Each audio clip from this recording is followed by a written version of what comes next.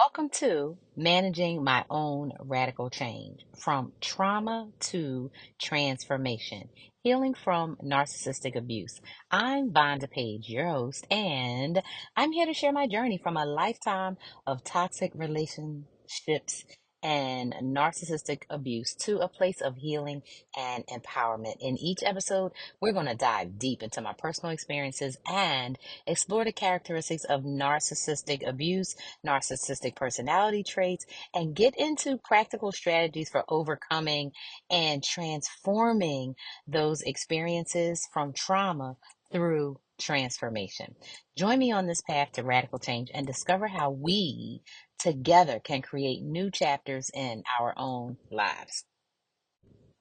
If you are looking for some support in the area of unpacking the narcissistic abuse and or toxic relationships in your life, all you got to do is download the Leaders Learn Radical Change app and message me coaching or the word consulting, and I will get back to you usually in 8 hours, 16 at the most, depending on what time zone I'm in and what time zone you're in when you leave the message. So, okay, let's get into it. Have you ever been in a scenario where you know you've experienced the same thing over and over, but you could not help to ask yourself the question, is it me? And I'm here to tell you with what many other experts have told you is it's not you. It's not you. And what I've learned is that most of us have been conditioned out of listening to ourselves. Most of us have been conditioned out of our own intuition and our own judgment.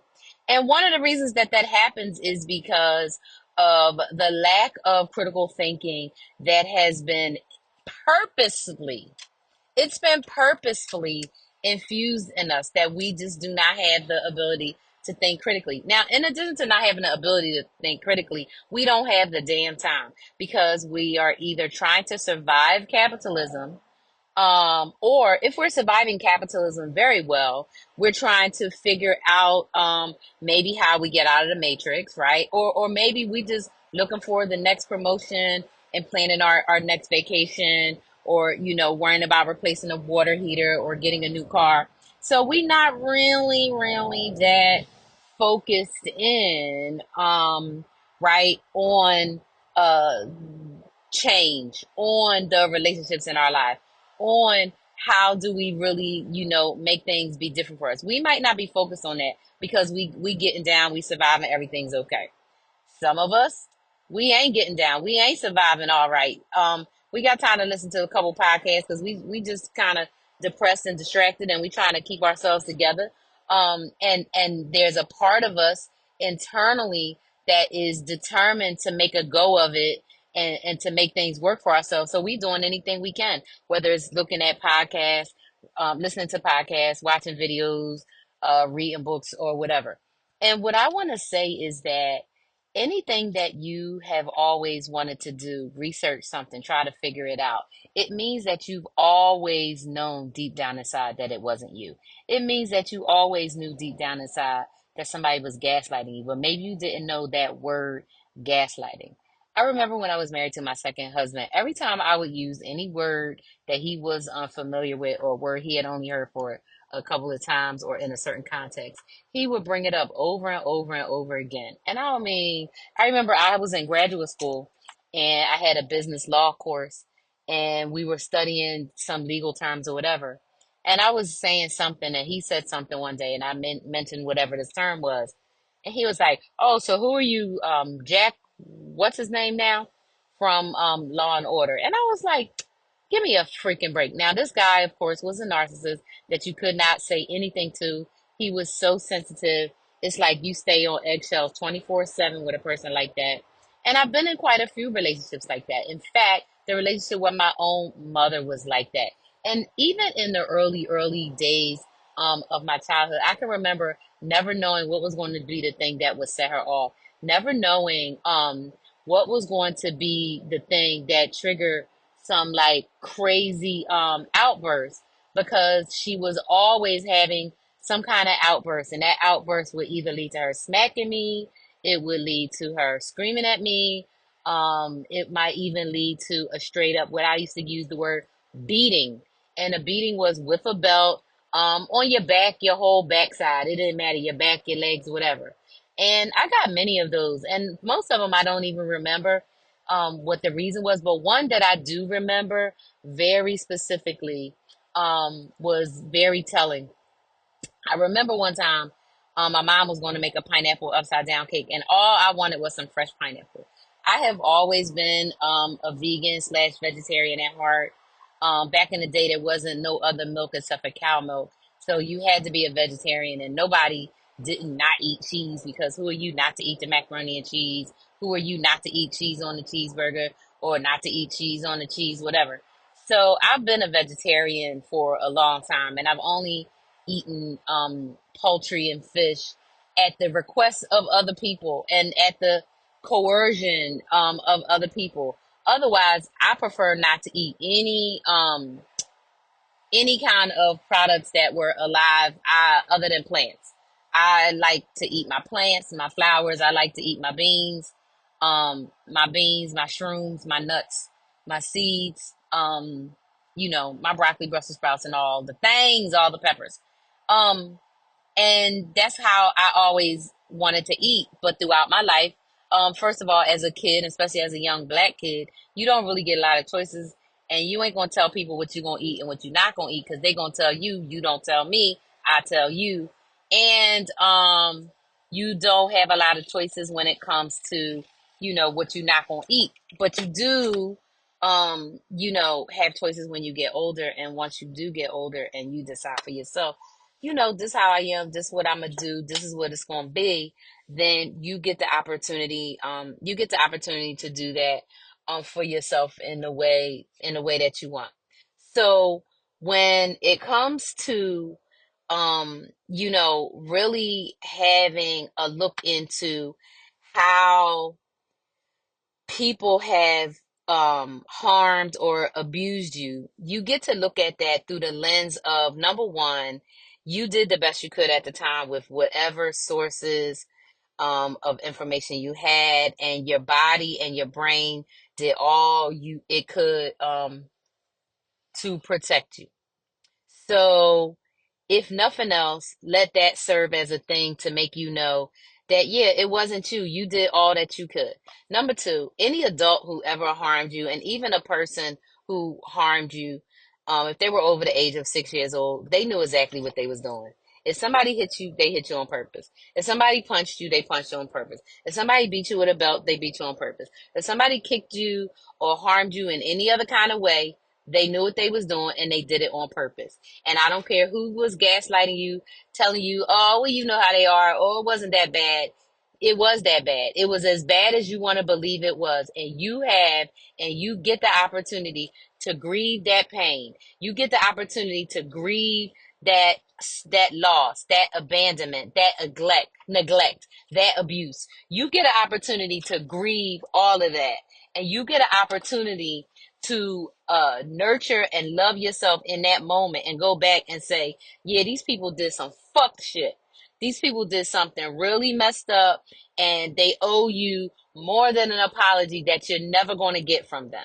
And because you know you're never going to get this apology from them, you have a choice and you have an opportunity. And your choice and your opportunity is in how you want to go about healing yourself, how you want to go about recovering from the abuse, how you want to go about getting your own positive self-confidence, so that you know, love, and trust yourself, and you don't give a damn about them losers. I was thinking yesterday about how most of the people that are no contact with their family, I guarantee you, if they no contact with their whole family and they left, their family had a bunch of narcissists. Their family had a bunch of abusive people, verbally abusive, gaslighting, manipulating, lying, grandiose, entitled, no empathy motherfuckers. Now, if you look up the 9 traits of narcissistic personality disorder, 9 traits of narcissistic personality disorder, and you also look up the traits of um borderline personality disorder, NPD and BPD. Look those traits up and you'll see some overlap. But the thing is, right, there's 9 traits, and they say you only need 5 or 6 to really be like a narcissistic abuser, right? To be a narcissist. Even though kind of like, yeah, we all have a little bit of narcissism, but all of us ain't out here harming people. All of us ain't out here, trying to manipulate and use people and mistreating people on purpose, acting like we gonna do something about it and not doing it. That is probably about 1 out of every 5 of us. Maybe it's even, 2 out of every 5 or whatever. However, right, what we get to do, um, is we get to decide for ourselves how we are going to treat ourselves while we heal, how we are going to treat ourselves while we are in the process of recovery, how we are going to treat ourselves while we are trying to be the best versions of ourselves, right? We get to take a look at that and we get to decide and we get to put the actions in place to make it happen. As long as we are distracted with the internet, distracted with social media, distracted with murder mysteries, distracted with politics, distracted with everything, it's not going to give us the opportunity to recover and heal. And I want to say, right, that a big part of why a lot of us are so used to narcissistic abuse is because we live in a narcissistic society. Our whole ass society is narcissism. And for the entirety of all of our existence, that's listening to me now, we have watched narcissistic abusers get away with it. We've watched politicians and business people and teachers and religious people of every background get away with harming other people and not have no kind of consequences. So then the people in our lives that have power and control over our physical, financial, space every day, they get to go buck wild because they're thinking, well, what are you going to do about it? They're thinking, well, so what, right? What else? It doesn't matter because at the end of the day, right? At the end of the day, we get to decide how we're going to let people treat us. And although, right, I am not going to ever, ever, ever, ever advocate for people to stay in any relationship where they're being harmed. I know that people have strategy that they have to put in place and people have to put in plans. But if somebody is mistreating you over and over, listen, they know exactly what they're doing and they not gonna change. I don't care if that person is your mother. I don't care if that person is your father. I don't care who it is. The person that's mistreating you, they're gonna mistreat you over and over and over. I was reading some stuff about narcissistic mothers when I was working on research for my book and even for the podcast. And one of the things that they were saying about narcissistic mothers is narcissistic mothers will try to embarrass their kids and ruin everything. And my mom ruined so many birthday parties for me. She ruined so many relationships for me. She ruined so many, just anytime something had the opportunity to be nice. One time I remember I had this shirt and I called it my apple shirt, and it was like a 3D shirt pretty much. And it had like an embroidered apple with a bite out of it. And it had a white collar. It was a blue shirt with a red apple. And it was my favorite shirt in the absolute world. Well, my mom decided to give it away to my cousin. And one day my cousin came over the house and she was wearing a shirt. And I was like, I have a shirt just like that. And my mom started laughing, talking about, oh, well, that is your shirt. I gave it to her. And I was like, why you give her my shirt? She talking about because it was too small for you. I was like, we are the same size. That shirt's not too small for me. And I cried and cried. My mom never apologized. My cousin offered to give me the shirt back. And my mom said, no, you keep it. And why would she do that, right? She didn't like me, but she didn't like herself. You're going to hear me say she didn't like me. She don't like me a lot because I also have a project called She Doesn't Like Me. And it's really like a journal of unpacking that's really going to give people an opportunity to deal with their mother wounds and other wounds from women that they've gotten.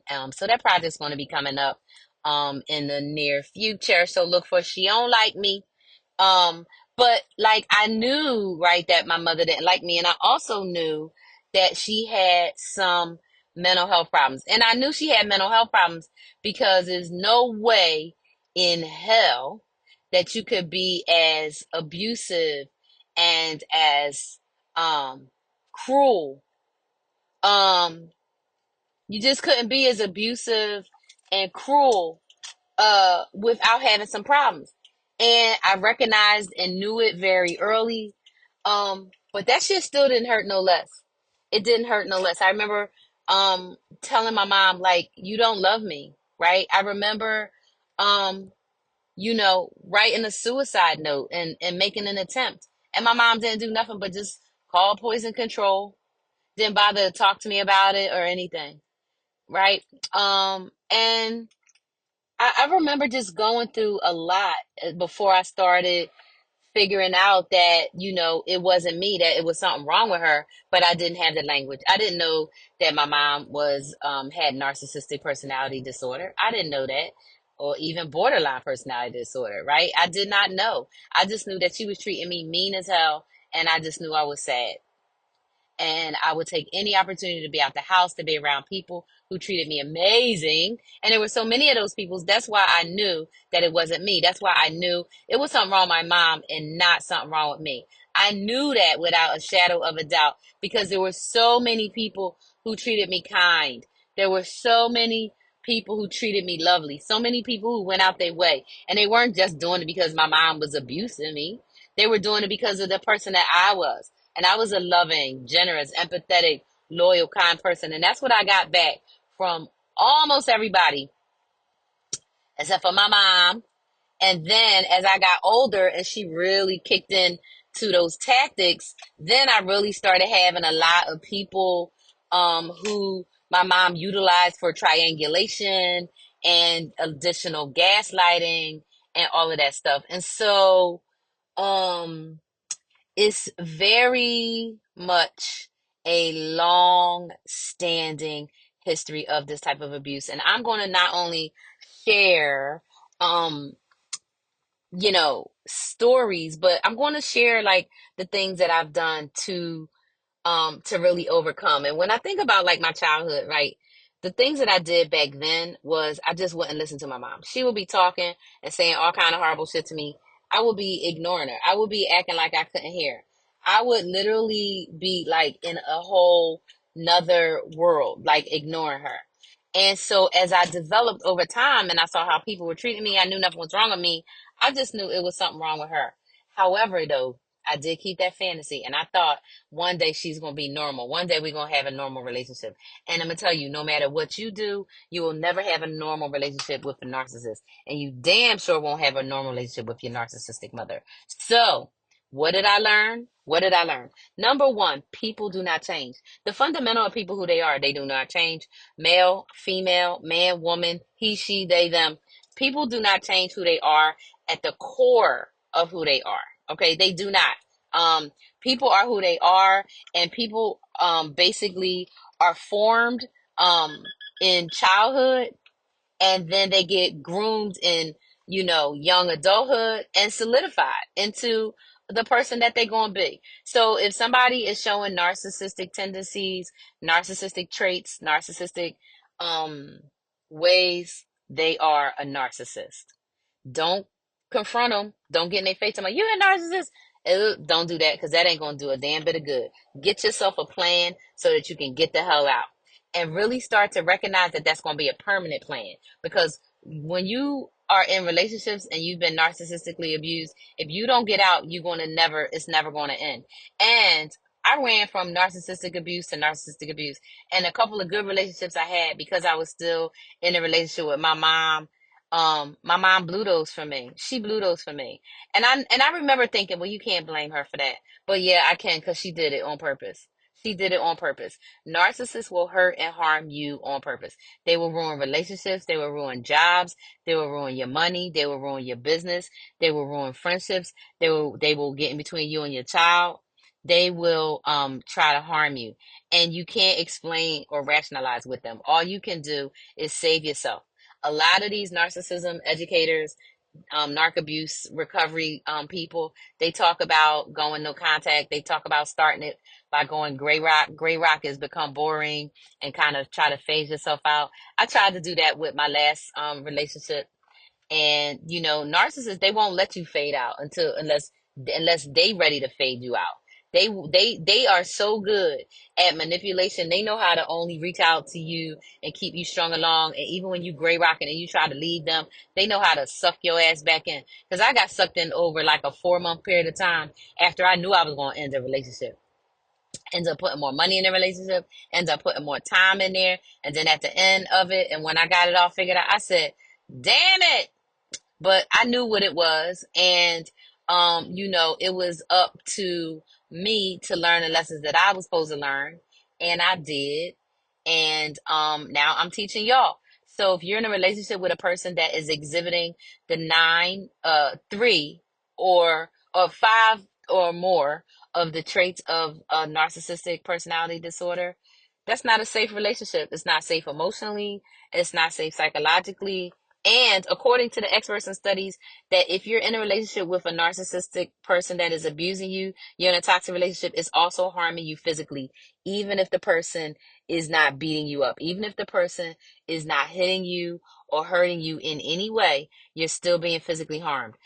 So if you're in a toxic relationship, you're being harmed, you're being criticized, you're being gaslit, you're being lied to, you're being manipulated, you're being cheated on, you are not showing any empathy, and the person is always future faking you and making you think you crazy.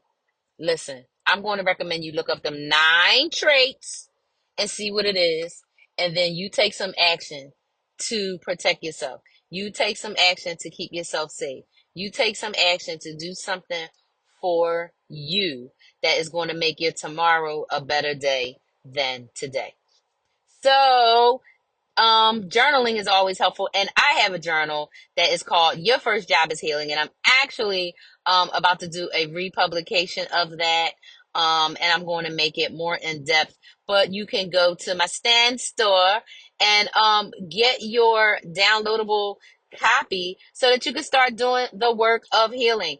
This work of healing is really a self-directed work. You have to do it. Nobody can do it for you. But if you are distracted, um, if you depressed, if you delusioned and thinking that somebody's coming to save you, listen, you're gonna be hurting. You're gonna be looking for a long time. What I want to tell you is this: you have the power to change the trajectory of your own life and heal and recover from all of the horrible things that have happened to you. You can do it. You can do it. Start with some self-reflection, start with some self-forgiveness, and start with some journaling. Hey, when you are ready, and you're like, you know what, I want to do a little bit more, you want some coaching, you want some in-depth work, all you gotta do is download that Leaders Learn Radical Change app. You can go to the tiny URL/Radical Change app and grab it there. Or just go to my website, which is radicalchangellc.my.canva.site, and you can get all the info you need there. I just redid my webpage. I am super proud of it. So you should go and check it out. Check it out. And I look forward to talking with y'all soon. So thanks again for hanging out in another special series, managing my own radical change from trauma to transformation, healing from narcissistic abuse. It's been real, and I look forward to seeing you on the next episode.